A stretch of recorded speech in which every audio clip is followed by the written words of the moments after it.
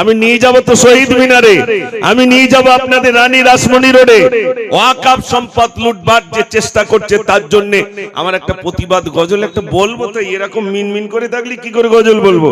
দেখি আওয়াজ যদি জোর হয় তাহলে শোনাবো। দেখি আওয়াজ নারে তাকবীর, আর একটু জোর হবে না যুবক ভাইরা? নারে তাকবীর একটু শুনে দেখেন, যদি ভালো লাগে আরো শোনাবো।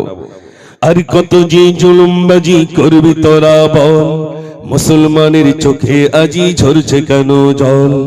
আর কত যে জুলুমবাজি করবি তোরা বল, মুসলমানের চোখে আজি ঝরছে কেন জল?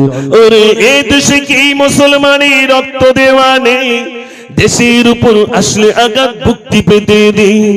আর কতদিন দেখবো এসব হাইনার চলাচল? বজ্রকণ্ঠে আওয়াজ তুলে আগে তোরা চল।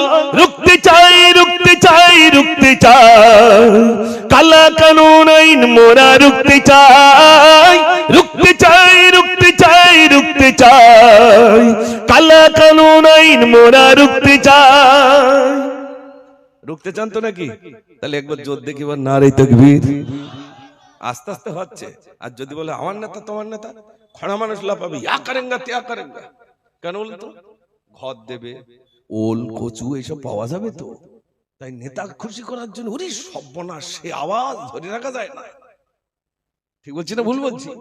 আর আপনারা শোনেননি আল্লাহু আকবার আওয়াজকে কেন্দ্র করে আজান দিয়েছে বলে লাউড স্পিকারে আজান দেওয়াকে কেন্দ্র করে 2 লক্ষ টাকা জরিমানা।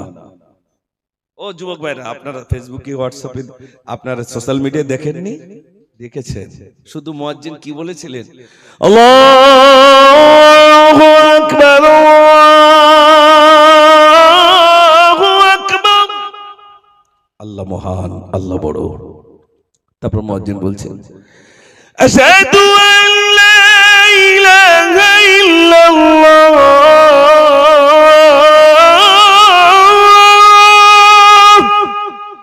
আমি সাক্ষী দিতেছি আল্লাহ ছাড়া কোনো মাবুদ নাই। একটু জোরে বলুন না সুবহানাল্লাহ। এই আওয়াজকে বন্ধ করার জন্য চক্রান্ত চলছে। আর আপনার নারে তাকবীর দিচ্ছেন না, আল্লাহু আকবার বলতে বলছি। শোনেন সোনার ভাইরা, তো আপনাদের কাছে বলছিলাম মাকে ভালো হতে হবে, ধার্মিকা হতে হবে, তাহলে তার ওরসে যে সন্তান আসবে সেই সন্তানটা দ্বীন শিখবে, কোরআন শিখবে। আমার মাদ্রাসায় এই পাশেই আমাদের রুহুল্লাহ সাহেব, আলহামদুলিল্লাহ হাফেজ মাওলানা রুহুল্লাহ সাহেব, উনি পড়ান ওই মেয়েটাকে পাশের গ্রামে।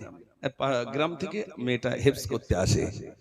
তো মেয়েটার আব্বা আপনার আলিগড় ইউনিভার্সিটি থেকে ডক্টরেট কমপ্লিট করেছেন এবং বড় আলেম। তিনি এখন সার্ভিস করেন সরকারি একটা মাদ্রাসার টিচার। তিনি তানার কলিজার টুকরি মেয়ে 3টে। তো 2টি মেয়ে এ পর্যন্ত আমাদের ওখান থেকে হাফেজা হয়ে গেছে। তো বাপ আর মা ওই বাচ্চাগুলোকে কোরআন শরীফ অলরেডি নাজরা কমপ্লিট করে তারপর আমাদের কাছে দেয়। জোরে বলবেন না সুবহানাল্লাহ। বাচ্চাগুলোকে প্রশিক্ষণ দিচ্ছে, বাচ্চাগুলোকে প্রত্যেক দিন কোরআন শেখাচ্ছে, তাদেরকে গাইড দিচ্ছে। আর আমরা ছেলে যা চাচ্ছে তাই।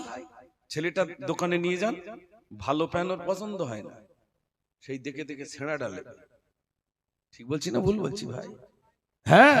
তারপরে আপনি ওই ছেঁড়াটাই কিনে দিলেন, আপনি একবারও বললেন না ছেলে চুল কেটে এসেছে বাঁদর ছাড়।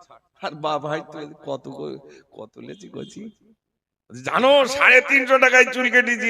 আগুন আগুন কাটা না কি বলে, আগুন দিয়ে চুল কেটেছে।